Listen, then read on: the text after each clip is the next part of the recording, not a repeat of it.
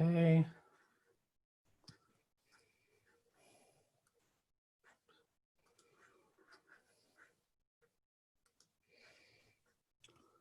All right, top of the hour.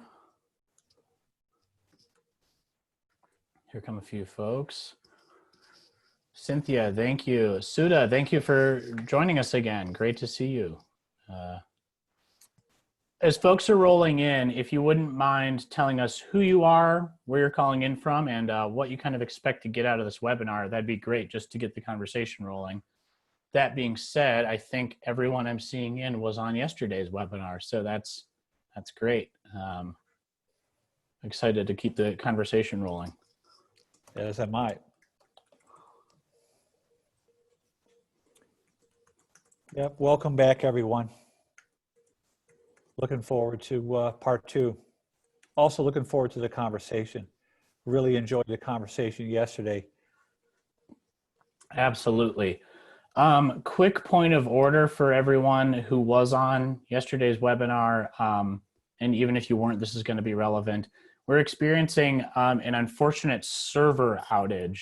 Our website, as well as many others serviced by a company called Media Temple, are experiencing intermittent or total outages. So some of the links that you'll see in the follow-up email from yesterday, as well as today's webinar, are going to be dead for the moment, but just be patient. They'll be back up and running. Things like kind of our case studies page, things like that later on in that email. But that being said, the recording as well as the slide presentation are both going to be available, so no worries there. Okay, we'll just give folks another few minutes to join in, minute or two, and then Gary, you're good to go from there, yeah? Good, yeah, yep. Perfect. Any lasting questions from yesterday's presentation that you want to talk about, anyone? Feel free to throw them in the chat. And then obviously we'll follow a similar format with today's webinar in terms of a couple breaks for Gary to answer questions, and I'll be answering them in the chat when I can.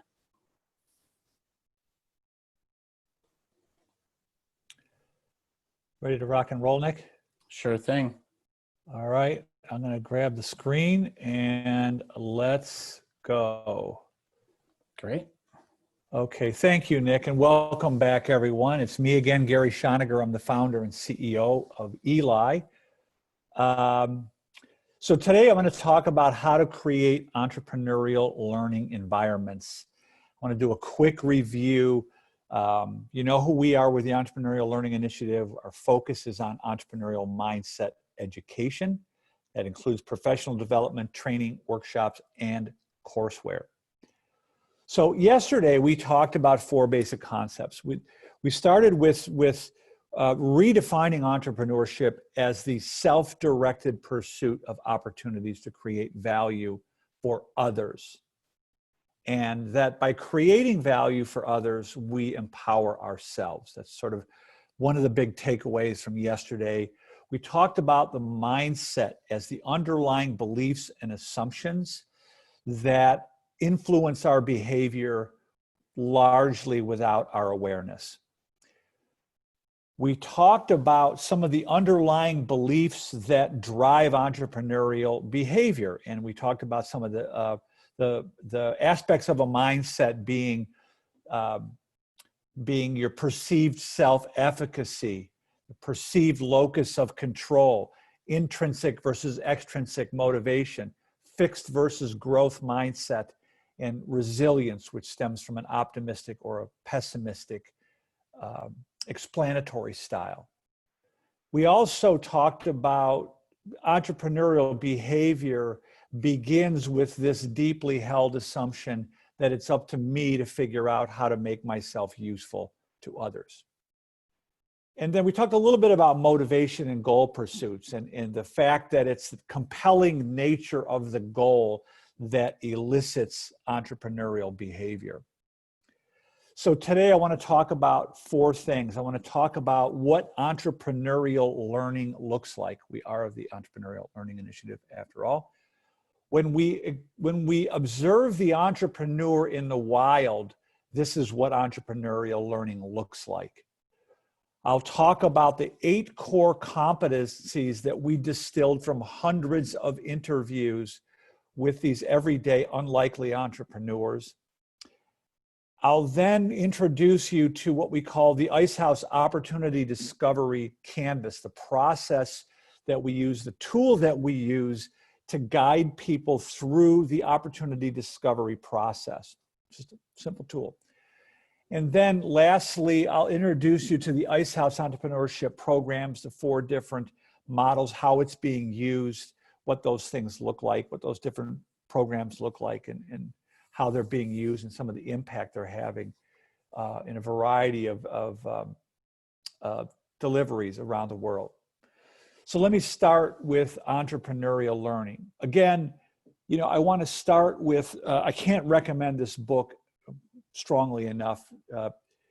It really, you know, Peter Gray is a behavioral, excuse me, an anthropological psychologist who has studied how hunter-gatherer societies, how hunter-gatherers learn, teach and learn. And he reminded me that humans are just like other mammals and that we are equipped with both the innate desire and the capacity to learn everything we need to learn in order to adapt and thrive within our environment. Like, that's sort of the baseline. Let's not lose sight of that fact. We're just like any other mammal. We have the desire and the capacity to learn whatever we need to learn in order to thrive, right? And yesterday we talked about, so this learning process, this discovery process, is a process in which we're searching for the interest, for the intersection between our interest, our abilities, and the needs of others, be they the broader community or the needs of an organization. And it's in that intersection that we become optimally engaged. So that's sort of the goalpost we're looking for here, right? And so we described entrepreneurial behavior as the opportunity discovery process. We're trying to figure out how to make ourselves useful to other humans within highly ambiguous, resource-constrained environments. So in the observation and analysis of these everyday garden variety entrepreneurs, these are people who are resource-constrained. These are people that aren't, you know, experts with years of experience in their field or Stanford MBAs or computer science degrees. These are everyday, ordinary people who have no particular advantage in life other than the way that they think. What we observe in these entrepreneurs is 4 basic learning models that are familiar to educators. The first and most obvious is it's experiential learning. They learn by doing. And I'll talk a little bit more about that in depth. It's what we call project-based learning. I'll also describe that. Entrepreneurs are also very, very prone to peer-to-peer learning. They teach each other. They have informal and formal peer groups. They tend to create what we would call a community of practice. They surround themselves with other entrepreneurs and they learn from each other. And lastly, the entrepreneur is a self-directed learner. And that's really perhaps the holy grail here, right? The future is going to require us to learn, to unlearn, and relearn throughout the course of our lives. So these are the 4 models that we observe in entrepreneurs. I'd like to say, if you went out on a safari with night vision goggles observing the entrepreneur in the wild, this is what you would see. I want to take a minute to dive into each of these, right? So experiential learning, David Kolb is sort of a thought leader here in this realm. And this is Kolb's model, right? We have this sort of experience, a feeling, and we have some sort of life experience where we say, that didn't work, or that was frustrating, or I can't find a solution. We think about it, we reflect, we observe, Then we start thinking about how we can solve the problem. And then we design a little experiment or try something, and we get the results, and we start all over again. It's this iterative, experimental process that we call experiential learning. We're learning by doing, and it's a very good reason for that. I talked about that a little bit yesterday. I'll get into it a little more today. So project-based learning, problem-based learning, you know, those two terms are more or less interchangeable. I know that's not technically correct, but let's just go with project-based learning for right now, right? And sort of the premise of project-based learning is that it's student-centered, right? So in the entrepreneurial translation is, I'm pursuing something that I'm interested in. I'm solving a problem that I care about, not a problem that my teacher assigned to me. The learning occurs in small groups, ideally no more than 4. The teacher plays the role of facilitator, not subject matter expert. The problems are introduced early in the learning experience. It's the problem solving that's, you know, the problem stimulates problem solving skills, and new knowledge is obtained. The linchpin to this is that the students are allowed to encouraged to solve ill-structured problems. And these are problems that don't have one right answer. They're open-ended and complex. You can't find a book in the library that's going to tell you, here's the correct answer. You're not going to find an expert that's going to tell you, yes, 100% certainty, that's a correct answer. The problems are real-world problems. They require collaboration. The solutions are evolving as the information changes. It sparks interest and controversy and engages ongoing questioning. That's sort of the simple outline of what an ill-structured problem is. Peer-to-peer learning. Eric Mazur is a physics professor at Harvard and sort of one of the lead thinkers in this area. And what he noticed was that, you know, he said like this in one of his books, I forget which one it was. This is an interesting paper here that I've got cited. But he said that he noticed that, you know, some of these ideas, he came to the understanding 30 or 40 years ago. And it's like we learn better from someone next to us who just arrived at the understanding, so they can explain it so the students can explain it to each other, right? And he did some research, which was published in this paper in 2008, showing that this peer-to-peer learning model, when you allow students to teach each other, it increases knowledge retention by turning passive note-taking students into active de facto teachers who explain their ideas to each other. That's exactly what entrepreneurs do in their informal peer networks. And then lastly, we observe in the entrepreneurs, they're self-directed learners. And as sort of a side note here, there's an interesting, you know, the OECD has been saying for some years now that we need to properly acknowledge outside of, in addition to formal learning, we need to acknowledge informal and non-formal learning. It's really, really important. But let me just speak to the self-directed learning because that's more informal and non-formal. And we've designed the Ice House program based on the work of Gerald Groh, who helped provide a framework to move a student from a dependent learner to an interested learner to an involved learner to ultimately a self-directed learner. So those are the 4 learning models that that most closely emulate the learning of an entrepreneur. So I'm just going to pause here So to ask for questions. So far, no questions, though I did want to highlight that we have Laura Briggs on, who is doing some really interesting work, developing a textbook, and she's got a lot of interest in encouraging growth mindset through teaching. So, Laura, I think you're in the right place. Yeah. And the growth mindset's super, it's a super important part of understanding the entrepreneurial mindset. And again, I talked about this yesterday. It's the compelling nature of the goal that elicits the desire to learn. I think that's, and once we recognize that we're capable of learning things, kind of like game on, right? So no other questions. I'm going to keep rolling here, Nick. Absolutely. Real quick though, Okay. if you do have a question about that section, feel free to add it to the chat or the Q&A section, and we'll get to it next break. Sounds good. Thank you, Nick. I'm just going to get my clock rolling again here so I make sure I'm relatively punctual.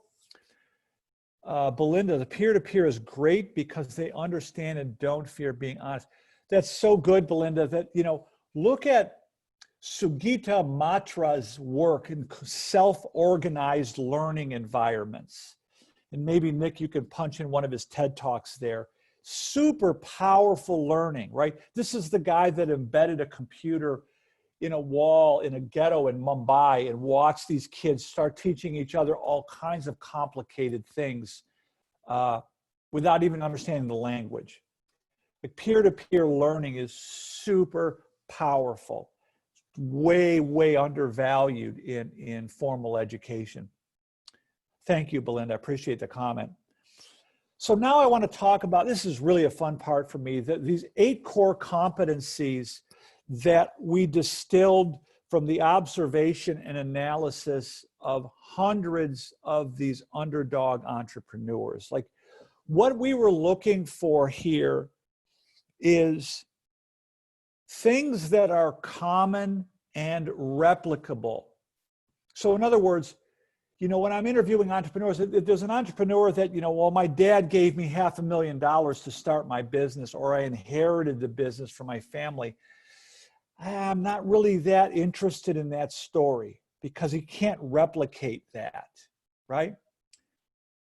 What I was looking for are or in other words, if I'm a genius, right? I came out of Stanford in some computer science, with a computer science degree and came up with an algorithm that did something and I got venture capital.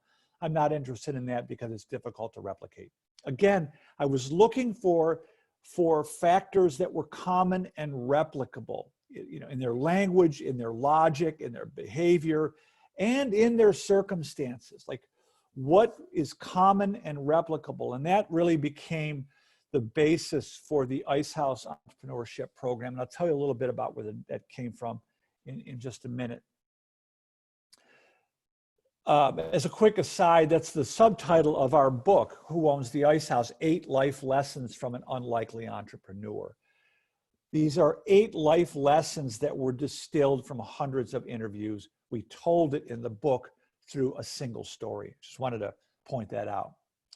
So here's how I think about, let me just talk about this, what I observed from the interviews I've done with all these entrepreneurs. And I've arranged it in such a way that hopefully this makes sense. But I think the foundation of it all starts with the entrepreneur is making this profound choice that she or he doesn't realize they're making. And that choice is it's the goal that they're pursuing, right? They're choosing their future rather than allowing their circumstances to dictate their lives. How this shows up in an interview is, very early on in almost every interview, the entrepreneur will start to confess some type of compelling goal. They'll start to talk about a vision. Very often they'll use what I call the V word. They'll say, I had a vision. I have a vision for something that I was trying to do. They don't always use the vision word, but they'll start to articulate something that's very, very compelling. There's a great little piece of video, and Nick, maybe you can pull it up there. It's from the video we recently put on the website that you edited a little bit. But one of the entrepreneurs I interviewed was a guy that started a very successful cleaning business with a couple $100. And he was raised in inner city in Philadelphia. And he said, you know, when I grew up, everyone was gangbanging. Everyone was doing drugs. And he just said, I just didn't want that way of life for myself. So in his way, in Ted's way, his name was Ted Moore. In Ted's way, that's the compelling goal. His compelling goal was to escape this reality, right? So this is really probably the most powerful aspect of the Ice House program and our methodology. So what we ask the students of the course to do here is we ask them to start journaling or start like a self-authoring program, to start to think about a life they want to create for themselves, right? As Henry David Thoreau famously said, you know, go confidently in the direction of your dreams. Create the life you imagine. What we're encouraging in the Ice House program or in our methodology is to begin by asking students, what's your why? To think about that. What's the compelling future? Now, here's the little psychology trick here, right? What we know from research is that hope is the best predictor of academic outcomes than any other known source, whether it's a GPA, SAT, whatever, IQ scores, doesn't matter. Hope is the most powerful predictor of how someone will fare in life, right? And so what we're doing is sort of orienting the student towards a future positive outcome. It's a mindset hack, okay? I said this yesterday. We have a time orientation in our brains where we are, you know, present anxious, present hedonistic, future anxious, future positive, past regret, past nostalgia, right? The single common factor for people who have gotten themselves out of poverty in a single generation is a future positive orientation. So that's what we're taking, you know, that's what the entrepreneurs are doing intuitively. That's what we're mimicking in the Ice House program. We're asking the students to start to think about the life they want to create for themselves without thinking about the how, by the way. You don't think about what could go wrong, all the things you're going to need. Just think about if you had all the power within you you needed, what would that life look like? Okay? Maybe you all want to do that too.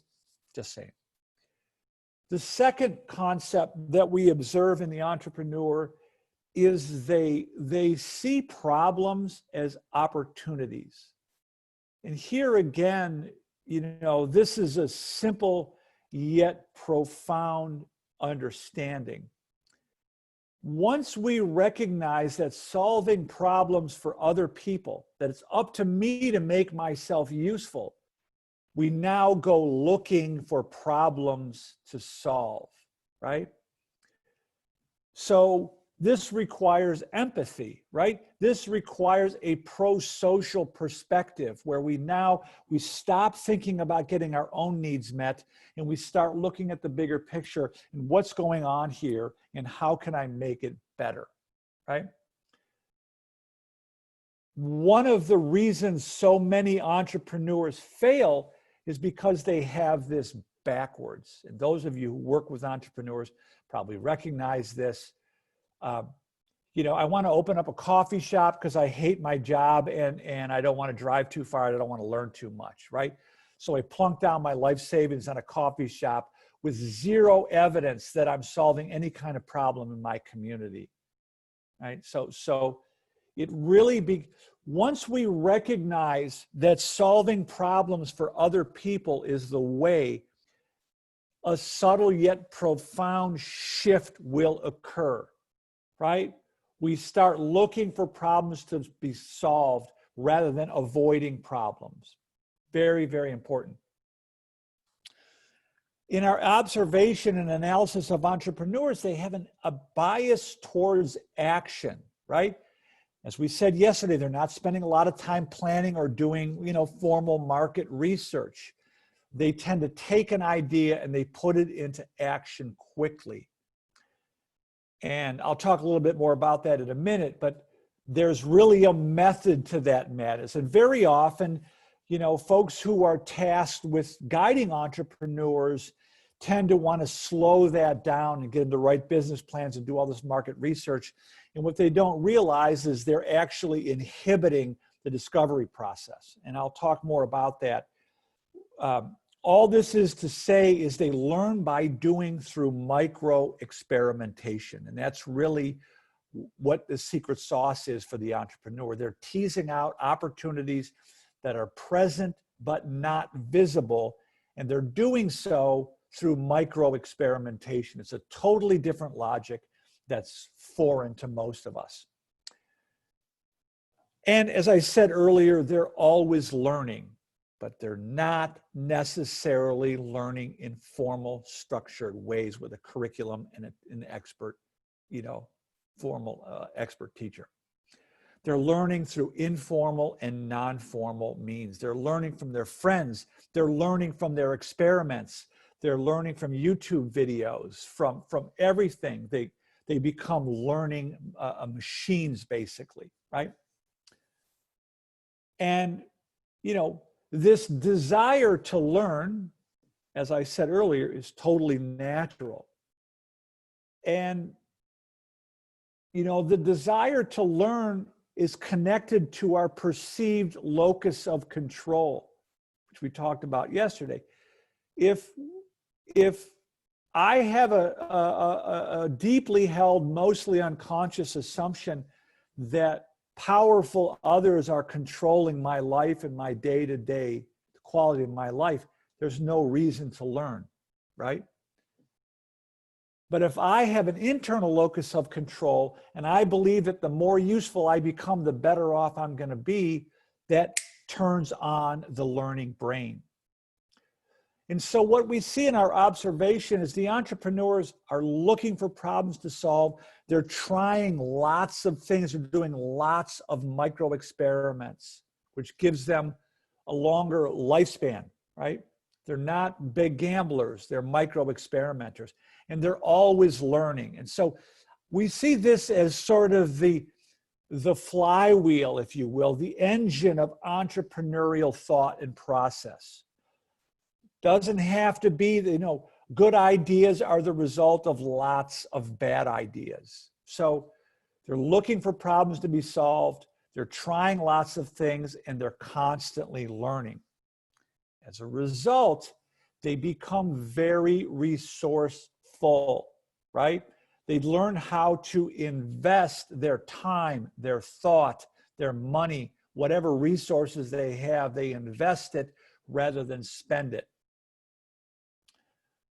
They become very reliable, right? They understand that if I'm going to become a problem solver, I've got to deliver on my promise. And the more reliable I become, the more likely people are to bring me their problems, right? So what the entrepreneur is essentially doing is creating a luck manufacturing machine. And Nick and I wrote a blog post about that, and our website was up. I'd asked Nick to put a link to it, but never mind. They also, as I said, they create learning communities. They create their own, what I would call like a deliberate support community, right? Well, what do I mean by that? Well, most of us surround ourselves with people who think and act just like we do. It creates sort of this self-reinforcing bubble. What we see in entrepreneurs is they're willing to immerse themselves in social networks with other entrepreneurs who are more successful than they are. And that's sort of that creates the rising tide that lifts all boats. They create these learning communities, and they tap into something very powerful, because even the most successful entrepreneurs are almost always willing to help a younger entrepreneur who expresses a genuine desire to learn. And that's also built into the Ice House program. I'll tell you about that in a minute. And then lastly, we observe in the entrepreneur like a persistence, just, you know, a high degree of resilience, which, as we talked about yesterday, comes from learned optimism, right? The goal itself is so compelling, I'm willing to get back up every time I get knocked down. And we will get knocked down over and over and over again in our pursuit of the compelling goal. And over time, we've developed a very, very strong sense of resilience or learned optimism. So I'm going to pause again here, Nick. For any other questions about these 8 core concepts? Nothing so far.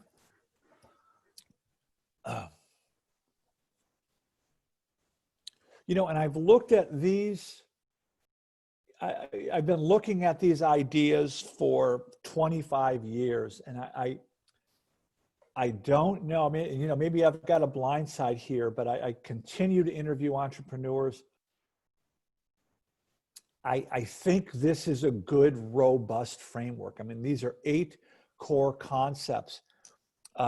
Chelo, creating wealth. Did you have a question about that?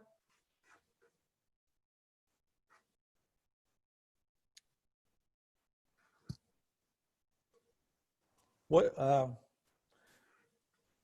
Could you just dig more into that topic? Yeah. What was the common thread for doing so? Okay, so let me dig in here a little bit. Chelo, thank you for the question, by the way. So, you know, these are people that started with nothing, little or nothing. I mean, these are people that started businesses with a couple hundred, maybe a couple $1,000s, like for the most part, right? I mean, I've heard crazy stories about people sleeping in their cars and doing crazy things. But what tends to happen is they learn how to take a dollar as far as they possibly can, right? And so the non-entrepreneur, like if the entrepreneur finds $100, then the entrepreneur is going to use it to advance their idea. They're going to invest it in the future, right? Whereas someone who believes that their life is controlled by others, they're going to spend that $100 on a night out. They're going to spend that $100 on a new, you know, pair of shoes or something like what Adam Smith called ornamental. And there was a line somewhere in Adam Smith's book on the Wealth of Nations, and he said something to the effect of that the laborer keeps himself indentured to the master because he spends his discretionary wages on ornamental things, while the cobbler, by contrast, invests his discretionary wages on a journeyman, right? So, and what's really interesting to me is a lot of these entrepreneurs I interviewed became quite successful. Some of them were worth hundreds of millions of dollars. And very few of them were eager to show their wealth, like wear it on their sleeve. Like they were wearing blue jeans and a t-shirt. You know, maybe they had a nice car, but they weren't, you know, all in love with their car or whatever. It's really fascinating. I mean, look at the work around the millionaire next door. Like there's a really interesting psychological phenomenon here that happens. And maybe we can get into it later, but what I observed in these entrepreneurs is and it's not just money, they know how to use their time. But again, and Daniel Barker was saying, absolutely, I've seen the same thing about use of a dollar. Despite the flamboyant examples we've seen in the media of entrepreneurs, most are actually quite focused and not pretentious. 100%, Daniel. That you know, once you realize that time is the most precious resource that we have, we learn how to spend it, to invest it wisely, right? And that's really what happens to the entrepreneur. They start to live very deliberately. They become very mindful. Once that locus of control shifts and we become aware that we can create the future we imagine, then we have to stop squandering our time, our thought, and our other resources. And we really start to dig down into this. You know, when I hear people talking about entrepreneurial ecosystems, I keep hearing, well, we need venture capital, we need investors, we need investors, we need investors. You know, I know that's important for like high growth companies or later stage companies, but I'm also saying that access to resources is harmful in the early stages of the entrepreneurial journey. It's the lack of resources that makes us, forces us to become resourceful, right? So we all think, now you got me going here on this topic, right? Way to go, Chelo. You know, we all think we want this better life for ourselves, but that we're stuck because we don't have the resources to create that life, right? Well, the truth of the matter is that's probably wrong, right? We don't have the life we want because we don't know how to be resourceful. And if you want to learn how to be resourceful, start where you are and start pursuing a compelling goal with what you have. Thank you, Taylor. I'm going to keep going on this next topic here. Very much appreciate the question. There's really a lot in the Ice House program around financial literacy, like recognizing, like, why do you want to buy a fancy car, right? What's underneath that? If you just got won the lottery for $5,000, you're going to go on a vacation, or you're going to buy a piece of equipment or learn something that can help you advance your ideas. It's really, there's a lot of really good stuff in the fifth lesson here in the Ice House program. So I'm going to keep rolling. Thank you for the questions and the comments, Chelo and Daniel and Laura. So now I want to talk about a tool very briefly that we developed to help navigate the opportunity discovery process. As we said yesterday, I define entrepreneurship as the self-directed pursuit of opportunities to create value for others. And we're doing so in this highly ambiguous, resource-constrained environment.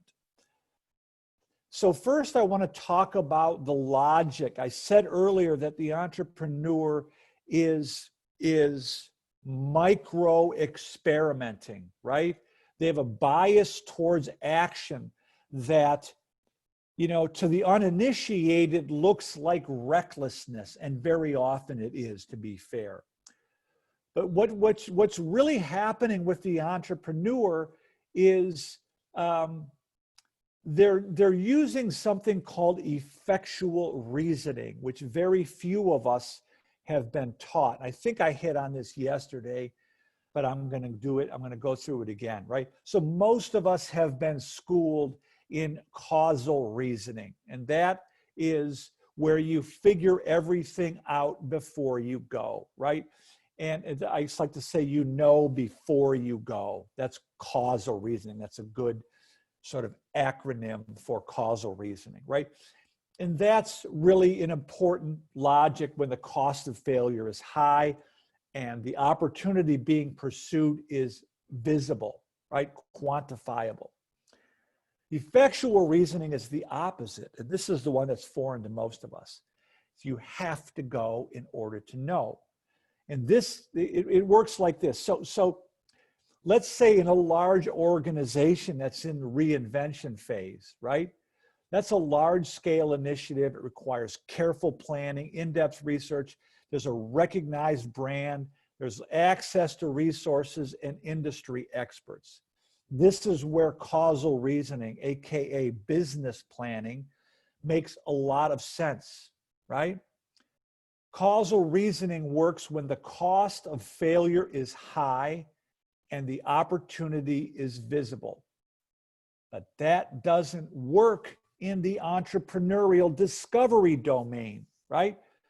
In the entrepreneurial discovery, we use effectual reasoning. The cost of failure is low, or if it's not, we reduce the cost of failure by shrinking the experiment, right?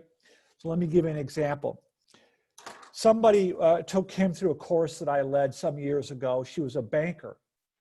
And she said, well, how can I do this? I want to open a restaurant. How can I micro experiment for a restaurant? I need $500,000 to open my restaurant.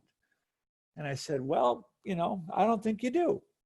So what I advised her to do, which she actually did, I said, don't quit your day job. Don't do any of that. I said, figure out the kind of cuisine you're passionate about and find 2 entrees that you can make really well, and then go set up, a 10-foot by 10-foot tent at your local's farmer's market and start to sample your food and see if you can get people to hire you for catering small parties or corporate events or something like that. That's effectual reasoning. Reduce the cost of failure by shrinking the experiment to a smaller and smaller sample size, to reduce the cost of failure, right? And the other thing is, you don't know. This woman happened to be Thai. She was of Thai heritage. You don't know if the people in your community will value Thai cuisine, much less your Thai cuisine, right? So investing $500,000 to figure that out is a bit crazy, is it not? Right? So reduce the experiment, right? Micro experiment and learn from the feedback. Where my wife and I vacation up in the Delaware Water Gap region, we found a restaurant. We've been following these folks for 4 years, and they did just that. They started experimenting with their menu at a local farmer's market for 3 years, and they kept perfecting the recipe. And the day they opened their doors, it was a huge success. That's an example of effectual reasoning. So to guide people through this, we developed something called the Opportunity Discovery Canvas, the Ice House Opportunity Discovery Canvas. In our observation and analysis of entrepreneurial activity, we've broken it down into 3 basic phases. It starts with a problem finding phase. This is where we just go out and find the problem and understand the problem from the person who has the problem's perspective, right? Super important. You have to diagnose before you prescribe. If you're a doctor and you prescribe without diagnosing, you kill people or you get sued for malpractice. If you're an entrepreneur and you prescribe without diagnosing, you typically go bankrupt.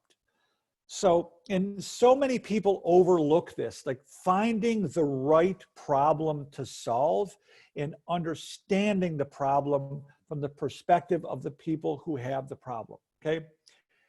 And so there's questions in here. Describe the problem you want to solve, who has the problem, and how are they currently solving it? There's some more questions in the facilitator materials, but these are some general guided questions. We want you to add your own, but they're just diagnostic questions. The second phase is then, once you understand the problem, now we start experimenting with a solution. Describe a proposed solution, what's different about your solution. And number 6 is, what evidence are you looking for that will tell you that you have a solution, that what you've created is useful to other humans? That's probably the most important box, right? Again, we talked about this yesterday. The entrepreneurial discovery process is an evidence-based process. It's nothing more than the scientific method. And I would be careful how you say that, because you freak some people out when you say that, but that's all it is. The canvas is where you think of the canvas as a low fidelity business plan, right? So you're going to document your hypotheses, your assumptions. You're acknowledging them as assumptions, not known facts. That's the key difference, right?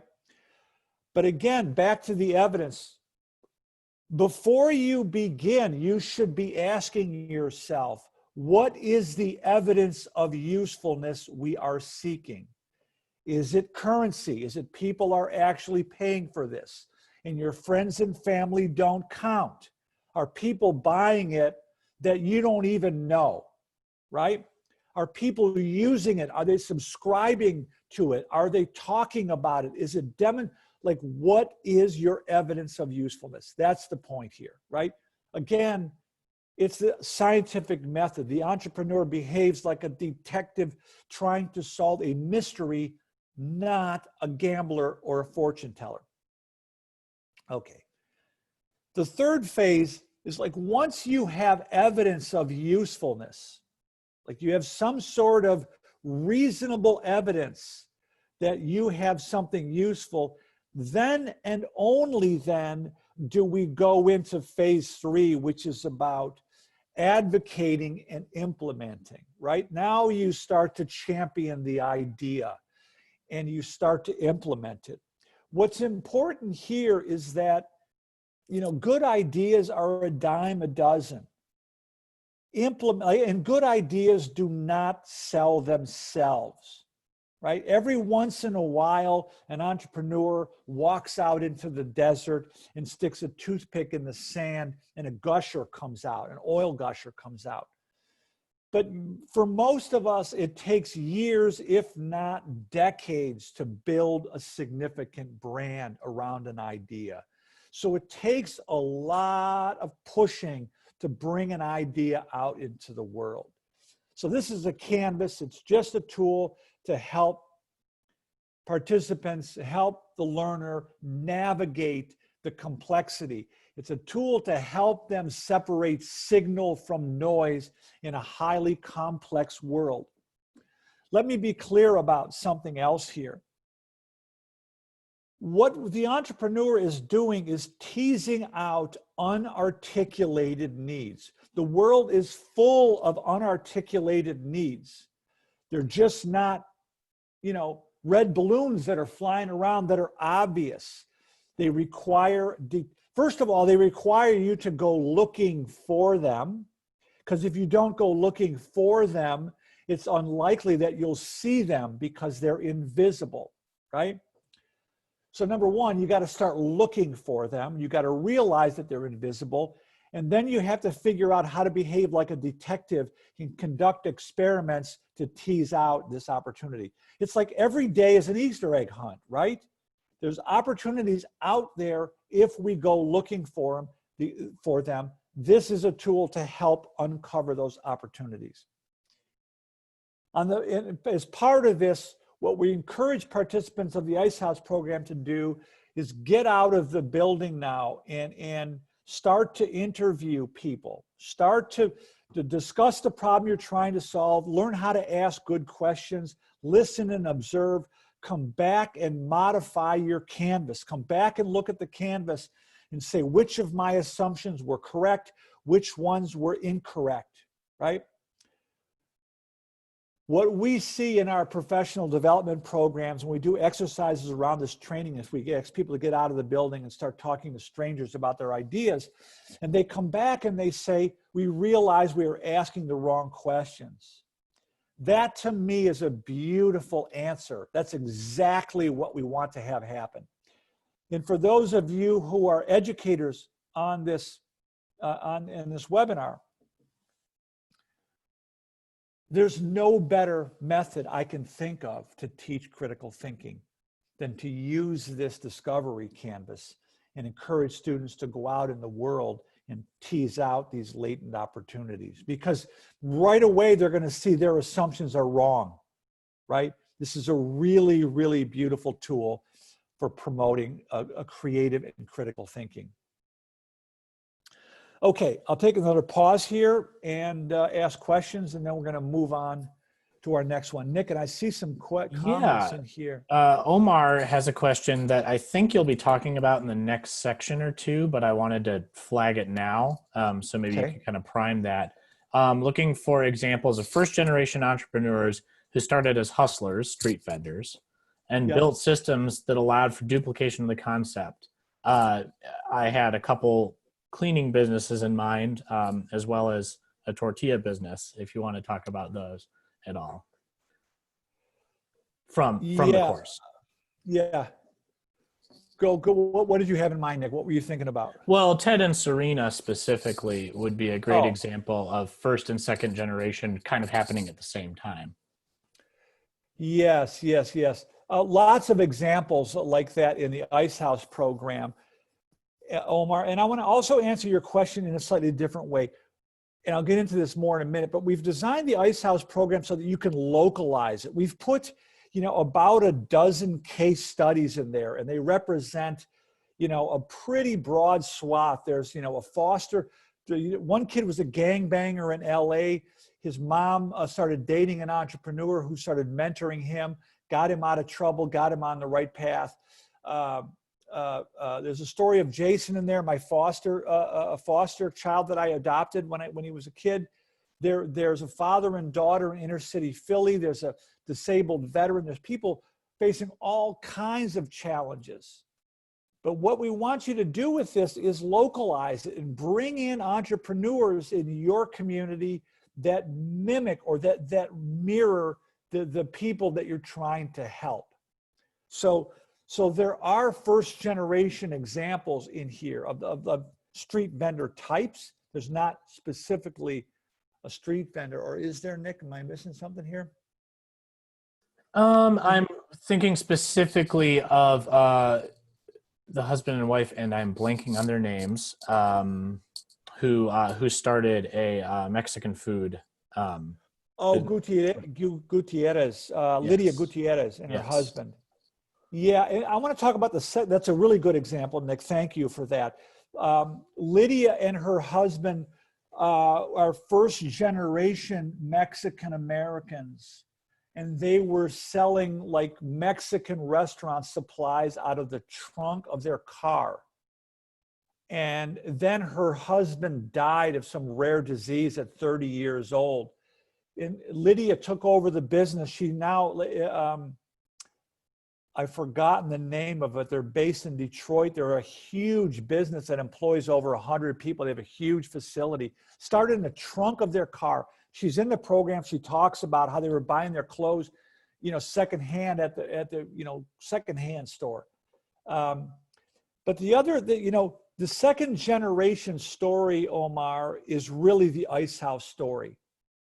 And I'll talk about that story in a minute, but it really tells the story of how an African American in the Deep South in the 1950s impacted his young nephew in a way that his nephew went on to become a wildly successful entrepreneur, author, filmmaker, lecturer in the Supreme Court, Time Magazine Entrepreneur of the Year, all these things because of the influence of his Uncle Cleve at the Ice House, right? So that's a fantastic question, Omar. Thank you. Absolutely. And thanks for also mentioning the localization part, because that's such an important part of the Ice House secret sauce, as we say. Belinda's also asking, is this program good for existing businesses that may be struggling and putting the cart before the horse? I know you'll be talking a little bit about the different editions, so I thought maybe that could be a good primer for that conversation too. Yeah. Yeah, thank you for that, Belinda. It is, and it's been used quite successfully for that. And what happens is a lot of folks come to us and they say, my dad started this business and we forgot our roots, right? Or a lot of people started the business and they have revenue, but they don't know how to grow it. Right? And so they don't really understand the dynamics of what's happening. And at the core of the business is this sort of the essence of the business is to create something useful, right? And I'm going to go back to Belinda. Your question allows me to talk about something we talked about yesterday, but the purpose of the entrepreneur is to discover something useful. The purpose of a business is to distribute useful things to the world, right? So a business is about pushing the useful things out into the world. And so sometimes entrepreneurs struggle, right? They cannot, once they found a useful thing, they struggle to switch gears. They get stuck at the first break point, right? They want to keep entrepreneuring and they got to stop entrepreneuring, and now they've got to start replicating what they found in the first phase, right? So that's one set of problems. But another set of problems is sometimes people get into a business, it's going somewhere, but it's kind of stalled because they don't understand these fundamental concepts. At the end of the day, Belinda, what I would encourage you to do is to experiment with the program and see how it lands. I mean, we've got, a lot of successful entrepreneurs. Jim Carell comes to mind in Independence, Kansas, and Dan Barwick, who's on this call, at least he was a few minutes ago, can attest to this. Dan Barwick was the president of, Independence Community College. Jim Carell ran there. Hi, Jim, or hi, Dan, thank you. Still here, Jim rules, awesome. But Jim Carell was running these Ice House programs 5 or 6 years ago, and he had like 65-year-old, 70-year-old experienced entrepreneurs in a course with 20-year-old total newbies, and it created absolute magic. And, Dan can attest to this. What Jim did with the Ice House program in Independence, Kansas, just, I think it's not any exaggeration to say, like, made a profound impact on the community with the Ice House program, and in so many different applications, not just aspiring entrepreneurs in the traditional sense, but from a professional development standpoint also. So it's a great question, Belinda. Thank you. And Sheila has a really great question, but let's keep moving on, and we'll ask that at the next break because I think it's going to tie in towards the end anyway. Sounds good. Thank you, Nick. Let me just go on. Dan Bark just punched it. It was the only thing 100% of the public mentioned or acknowledged in a survey about the college. That's right. So yeah. Okay. Right. Is Eli involved in writing Ice House localized case studies? Yes. Those are on our website, which is back up now. I just got a text. I saw it out of the corner of my eye. So thank God for that. Okay. Last bullet point here. I'm going to introduce you to the Ice House program and tell you about how the program actually works, right? So I was going around the country interviewing all these crazy entrepreneurs. I stumbled into an entrepreneur in Tulsa, Oklahoma named Clifton Talbert. I met him on a few hours' notice. I asked him how he learned how to think like an entrepreneur. He explained to me that he was born in this poor cotton community in the 1940s to a teenage mother in Glen Allen, Mississippi. And he said, I was picking and chopping cotton. It was the expected way of life. He said, when I was a 13-year-old boy, I went to work for my Uncle Cleve, and it was my Uncle Cleve who taught me how to think like an entrepreneur. And he pulled this picture out of a shoebox and showed it to me, and the hair on the back of my neck stood straight up. I mean, this is the guy he attributed to teaching him how to think like an entrepreneur. And Clifton explained to me that Uncle Cleve had a 4th or a 5th grade education. He was not allowed in the bank, but he was the only member of their community that had money in the bank. So that's where Uncle Cleve owned the Ice House. That's where the book, the inspiration for the book, the title of the book. A few years after I met Cliff, he and I collaborated and wrote this book, which has been recognized as required reading for humanity. Close to 100,000 copies have been sold. It's been translated and dispersed around the world. It's really It really tells the story of these 8 life lessons in a simple but engaging way. So with some initial funding from the Kauffman Foundation, we created the Ice House Entrepreneurship Programs. The book is sort of the guiding star, but the program itself is much more rigorously developed. So we have now 4 versions, and I mentioned this. We have the original edition. We have a student success edition, which is meant sort of a freshman seminar or student success program for community colleges.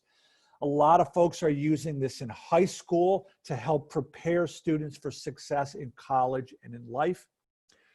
We have a small business edition, which is a sort of an abbreviated version of the original edition, which is just really focused on people that have self-identified as those that want to start a business right now. And then most recently, we developed the middle school edition after a pilot was done with 1,000 students in Erie Public Schools in Erie, Pennsylvania, 1,000 student pilot of 7th graders. They were like 12 and 13-year-olds. Correct. And I'll tell you a little bit about that in a minute. So we designed the course with some simple objectives.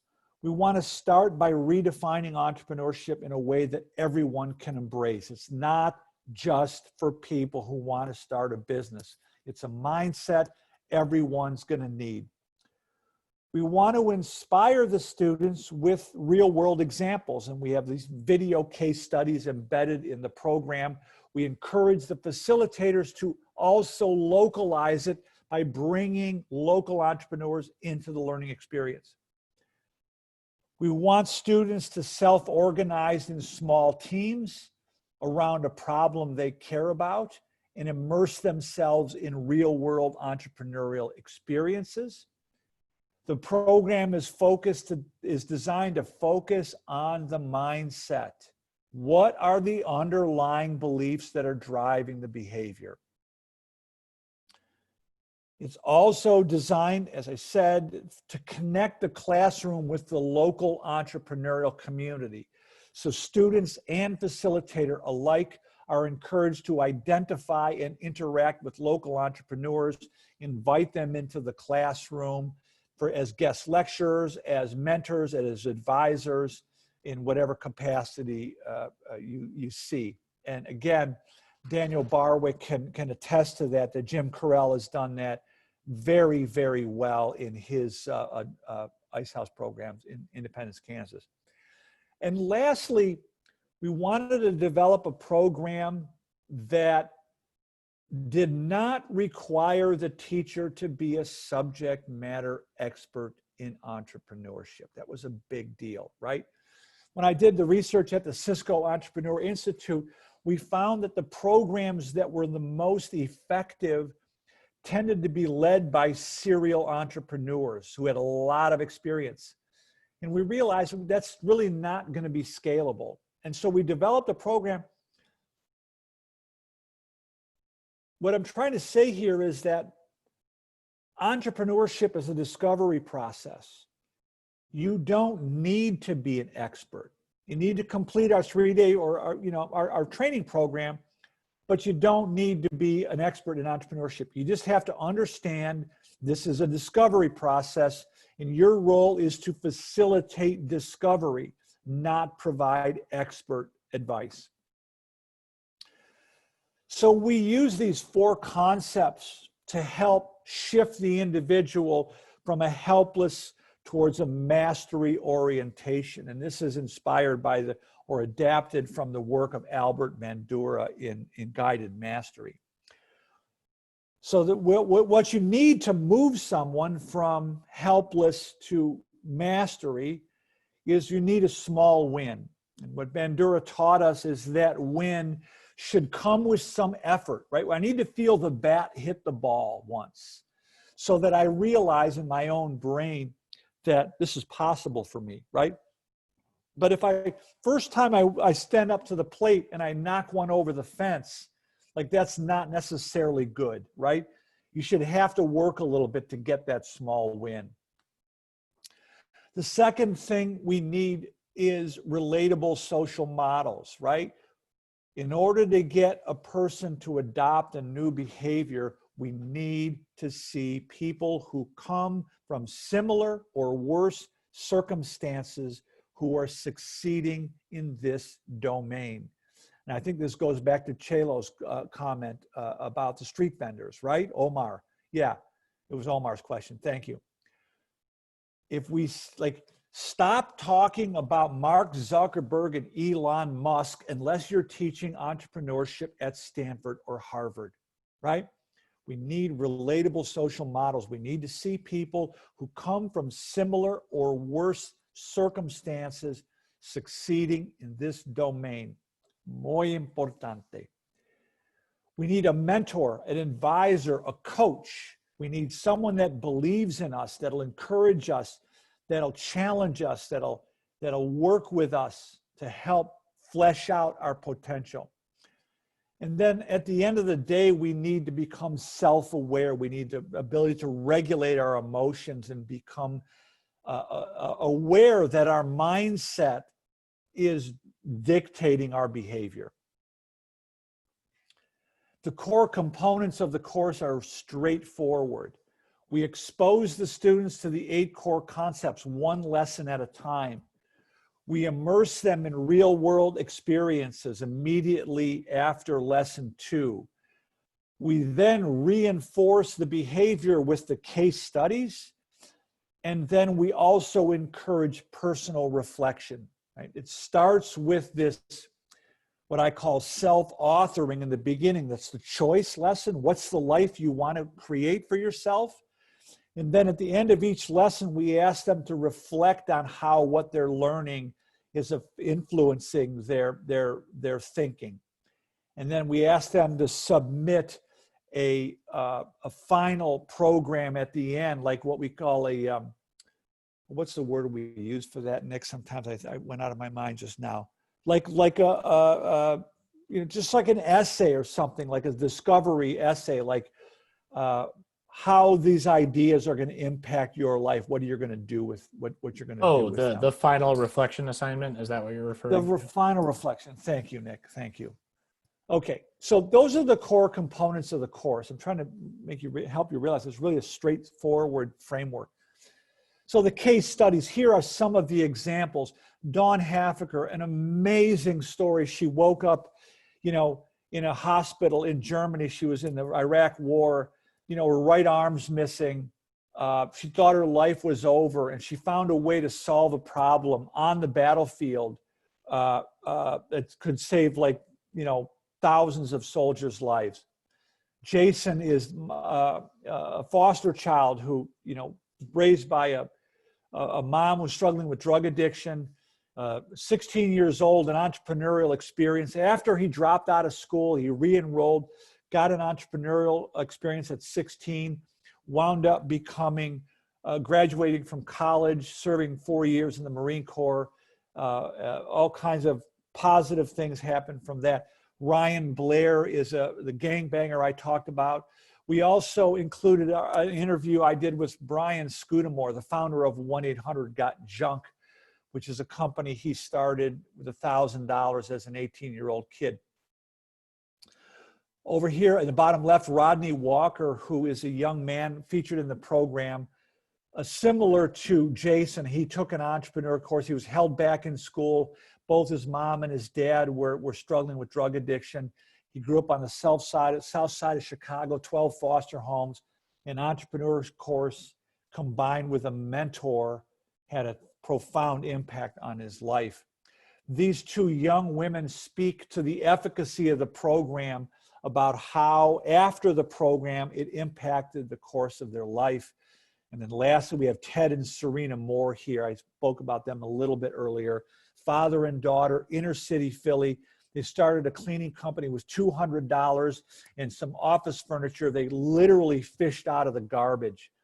And they built a company to over $1 million in revenue just from this couple $100 startup. So those are some examples of the case studies. There are more embedded in the program. I just picked a few out there.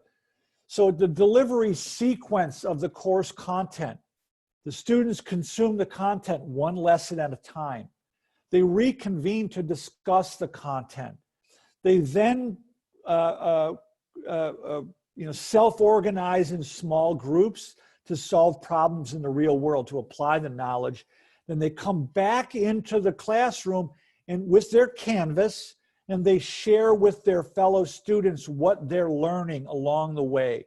Here's what our assumptions were. Here's who we went out and talked to. This is what we learned as the result, and this is what we're going to do next. That's the peer-to-peer learning, right? And then there's the reflection assignment we just talked about.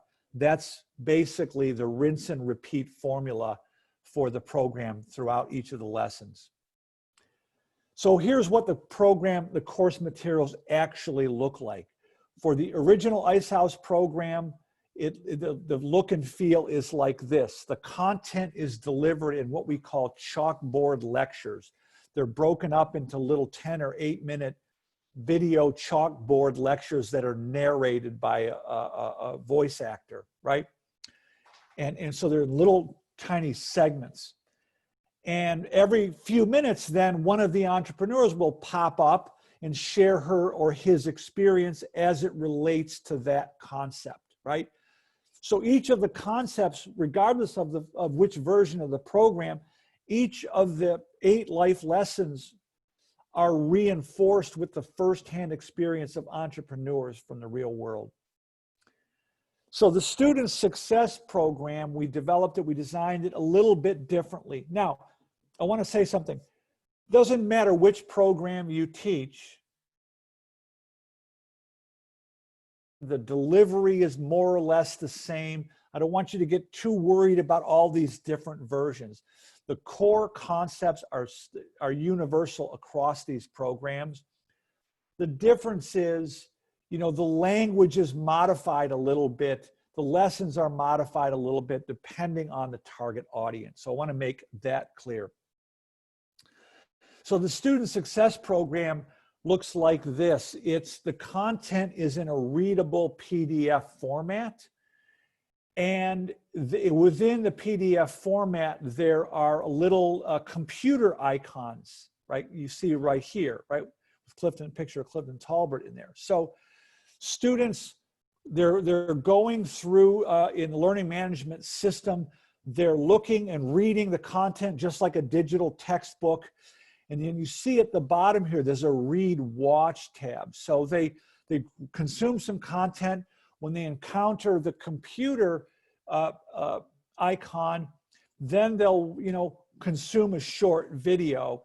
Just like before, the entrepreneur is speaking to a relevant piece of the content. And you can see it looks sort of like a YouTube platform here. Here are all the videos related to lesson 1.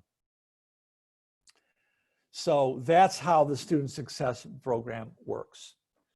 The courses are being used in middle schools, high schools, community colleges, 4-year universities, economic development organizations, veteran initiatives, small business development centers, reentry programs, workforce development, learning and development inside corporations, nonprofit organizations all over the world. I could not have imagined the ways in which this program is being used. I want to highlight some of the success stories. Since we launched this program with initial funding from the Kauffman Foundation in 2011, we've trained more than 2,600 facilitators across the world.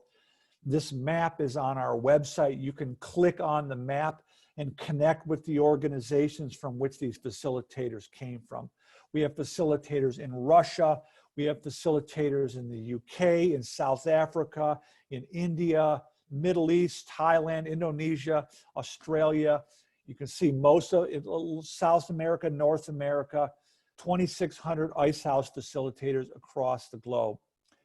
The Ice House program has been featured on NPR, CNN, USA Today, the Huffington Post. Here are a few of the highlights. This is from the pilot program that was done at Erie Public Schools. This is just one sample of what one of the students said. If we all think about how we can change problems into opportunities, we can make Erie a better place. This is out of the mouth of a 12 or 13-year-old girl, right? Prepa Tech, enormous private high school system. It's the feeder system for Tecnológico de Monterrey, 31 campuses across Mexico. They put about 7,500 students a year through the Ice House program. There's a report on our website. Just amazing outcomes of these students. They took it in their last semester before college. We did a pilot study at Pikes Peak Community College where we found that students who took the Ice House program, it made an impact on their ability to persist to 28%. So in community colleges, half the kids that show up in the first semester aren't there in the next semester. Students who took the Ice House program, it increased that by 28% over the control group. West Virginia, through a grant from the Kauffman Foundation, all 9 career and technical colleges in the West Virginia Community College system have been trained and are putting students through the Ice House Entrepreneurship Programs throughout the state of West Virginia. This is one I never saw coming, right? The city of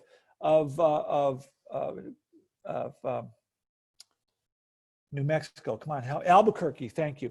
Albuquerque came to us and they said, we want to be the most entrepreneurial city in the country, and we want to train city government workers how to think like entrepreneurs. And I thought, you got to be kidding me, because like a lot of people, I thought, well, a city government worker is the polar opposite of an entrepreneur. I was completely blown away by what happened here. You know, people that were voluntold to take the course, like didn't want to be there, completely transformed the organization. There's a case study about it on our website. If you want to engage with Tom Darling to learn, they're now putting 6,000 city government workers through this program. So that was just sort of a learning and development opportunity we never, ever thought of. So Tom Rue, who is was formerly at Kauffman, Tom was our champion at the Kauffman Foundation. He left the Kauffman Foundation. He now runs NCIDEA, which is a foundation based in Raleigh-Durham, North Carolina. They have committed to putting 100,000 people through the Ice House program over the next 10 years. So they've trained so far about 250 facilitators. They're implementing the program in middle schools, high schools, community colleges, nonprofits, all across North Carolina. Amazing things. Highly recommend you Google search NCIDEA and see what they're doing there. So if you want to engage with us, here are some ways you can do that very simply. You can buy the book. It's on Amazon. It's in Kindle, softcover, hardcover, and Audible version. The Audible version just came out about 9 months ago. The company that did it, the voice actors are fabulous. It's really an easy way to engage. You can also take, we have a self-paced version of the Ice House program. It's on our website. You can take the course yourself. We reduced the price for the COVID. Lots of folks stranded in COVID trying to reinvent themselves. We reduced the price to $99. It's on our website. It's all there. You can check that out as well. If you want to bring the program to your organization, your community, your college, university, school system, our next public facilitator training is happening in November 2nd through 23rd. These trainings are filling up very, very quickly now. We're filling up these trainings, months in advance. So if that's something you're interested in, get to the website and reserve your spot there for the online. We do 3 public trainings a year. but more frequently we're being asked to do private trainings for organizations, academic institutions, corporations, and whatever. And we could talk to you about that as well. So in addition to the public facilitator training, we do keynotes, workshops, professional development programs.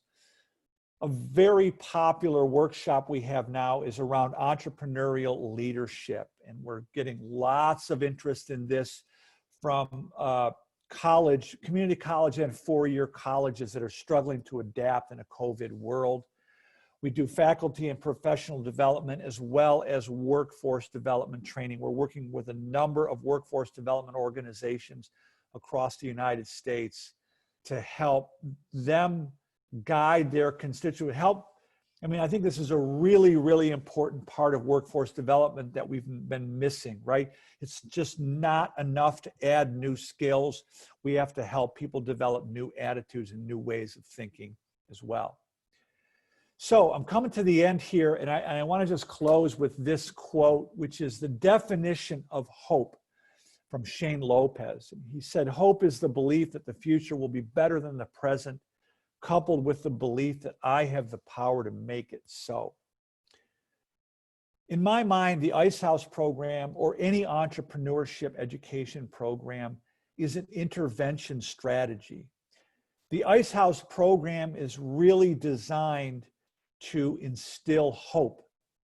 Again, I said this before, hope is the best predictor of success in school and in life of any other measure. IQ, learning, whatever other academic scores you have.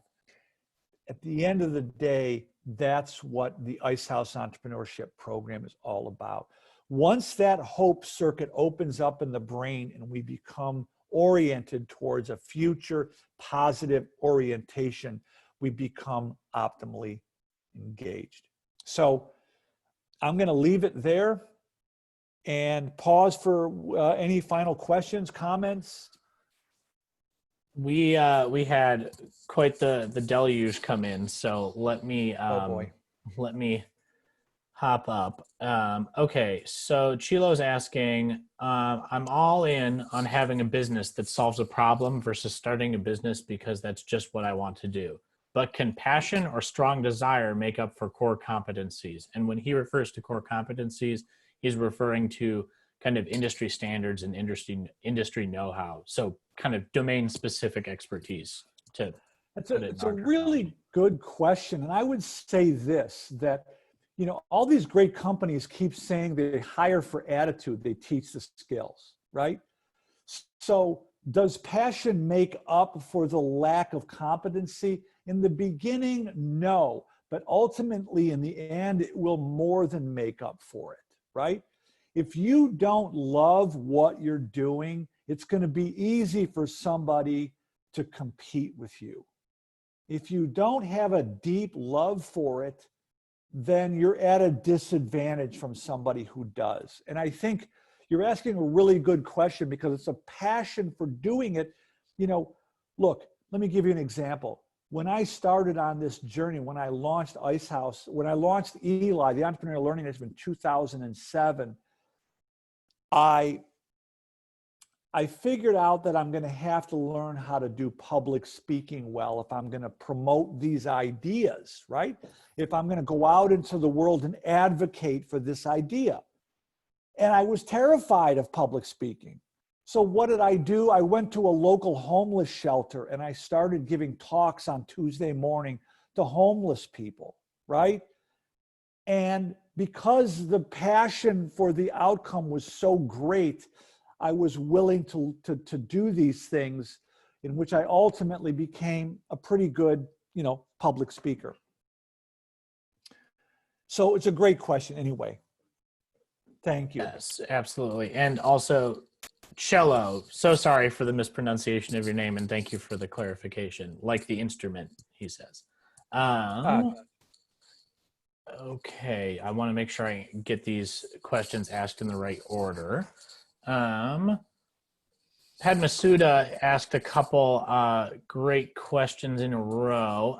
How do we measure the impact of the programs as they're run? And then how do we find good mentors, and what are the do's and don'ts for those mentors? Great questions. So we have a pre and post survey that we can embed in the course. That's the first answer, right? And what we're looking for is indication that we've moved the mindset needle. Have we increased your sense of self-efficacy? Have we helped shift the locus of control? Are you geared towards a growth mindset? Those are the kinds of things that we're measuring, and happy to talk to you about that offline. We've got a survey. You know, what we found is that every organization wants a different metric. So it's really a hard thing to you know, make one tool that measures everything, but it's a great question. Right. And again, what I would, go ahead, Nick. I was just going to add to that. If you have specific goals in mind for an entrepreneurship program, talk to us. We've got several folks on our staff who are great at working on aligning the outcomes of Ice House with the outcomes required of whether it's a grant, a district, whatever it may be. So that's definitely something we're happy to work on and be flexible with developing tools for you. And so the other part of the question is, how do you find good mentors? What are the do's and don'ts for the mentors? The facilitator guide has got lots of instruction about the do's and don'ts. You know, depending on your students, we ask the student to invite entrepreneurs into the classroom. You can go out into your local community and find them as the facilitator as well. It takes time to build up, you know, a network of interesting entrepreneurs. But once you find one or two, they all know each other and it'll start to go. It just takes a little bit of time. It's a great question. Absolutely. Okay. Just making sure I'm not missing anybody. There were a lot coming into the panelist thread. Omar is asking, could you elaborate a little bit more on how to achieve peer-to-peer interaction and meaningful engagement in a COVID environment? And then I'll add to that question, the out of the building experience in COVID. Yeah, so, you know, the COVID's put a bit of a wrinkle in it, but it's not impossible. You know, you could do things through social media, although you know, face-to-face interaction is the most powerful. You can go out into public, you can talk to people, you still social distance. You can use Zoom, you know, you can use the telephone. You know, I don't love using Facebook. Just put your idea on Facebook and see what happens. Now, having said that, I interviewed an entrepreneur a couple of weeks ago, and she developed some ab mechanism for like tightening up your abs. And her kids started using it, and they made a video of it, and they put it out on TikTok or on Instagram or something. And all of a sudden, people started saying, "I want that, I want that, I want that." So you know, there's always ways around that's my short answer. Absolutely, absolutely. And in terms of using the actual program, the entire program is available for an online delivery, and a lot of our facilitators are working with it in a social distance e-learning kind of blended format where they're having, you know, convenings of their cohort of participants on Zoom or another web conferencing platform. So definitely happy to talk about specifics on that if you'd like. And then from there, also, I dropped a link to our training events. We have one coming up in November that Gary mentioned, and we actually just launched our first training scheduled for next year over the month of February. So if you're interested in that, there you go.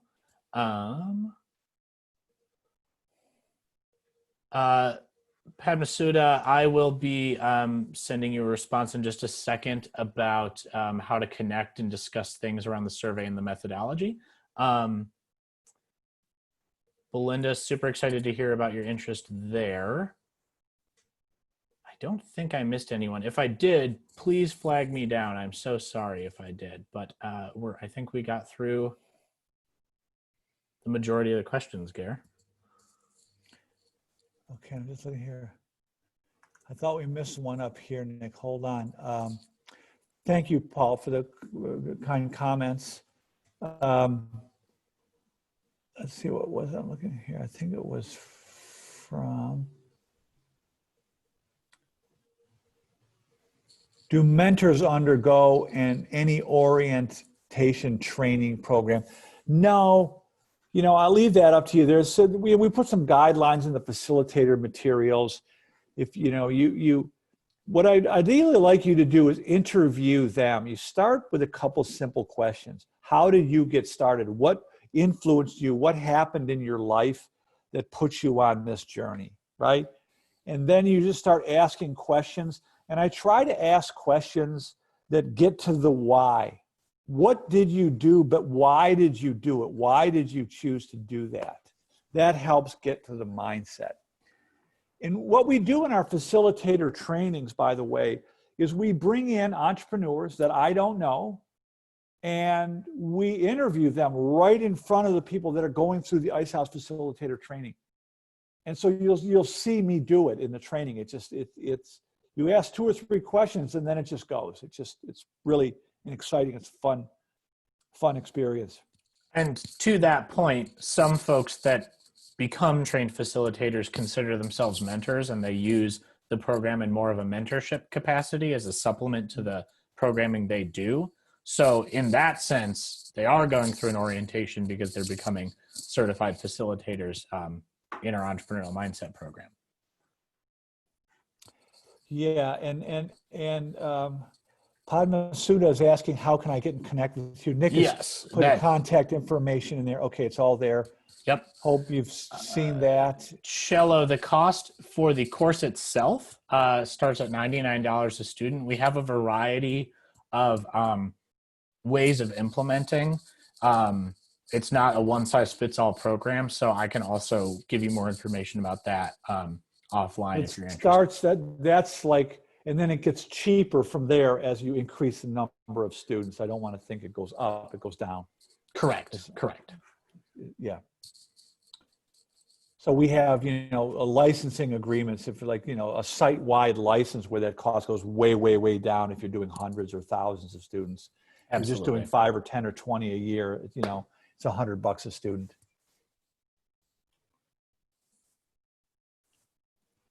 Just a note about cost. We have found tremendous success in finding grants donors to pay for students. Thank you, Daniel.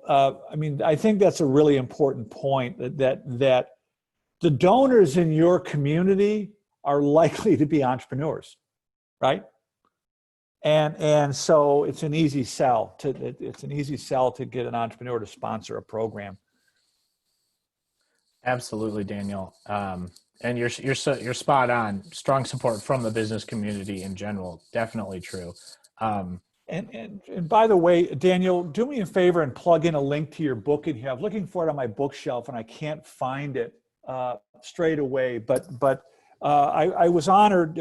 Daniel asked me to write a testimonial for his book, and he's doing some groundbreaking work in community colleges. So those of you who are interested, I just wanted a chance to promote Dan's book as well. So hopefully, Dan, you could put that in the show notes here, and we'll send it out with the follow-up. In the meantime, thank you everyone for joining us. This has been a great experience for me. I hope you guys got a lot out of it. Thank you. There's Dan's book, Risk and Reward, Colleges. Yeah, that's it. This is, I have to confess, I haven't read the whole thing yet. Risk and Reward, how small colleges get better against the odds, right? So what Daniel's writing about is the same thing, that how, like, the underdog entrepreneurs win. He's talking about how the underdog colleges win. Bravo. We need more of that. Thank you, Dan. So thank you all for joining this webinar. I hope you found your time well spent, and that you learned something here. If you're interested in bringing us in for a keynote, for a workshop, for professional development, if you want to become an Ice House facilitator, there's a ton of information on our website, elimindset.com. Nick will follow up in 24 hours or so with this slide deck and recording and all the follow-up with it. I think, Nick, you'll send actually the chat will go in there too, yeah? It can. Most of the chat was private though, so. Okay, okay, gotcha. We won't then. Okay, and thank you, Laura. Thank you, Chelo. Thank you to everyone for being here. I hope to hear from all of you soon. Please let us know if there's anything we can do to help you encourage entrepreneurial thinking in yourself or your organization or your community. Absolutely. And stay safe, everybody. Thank you.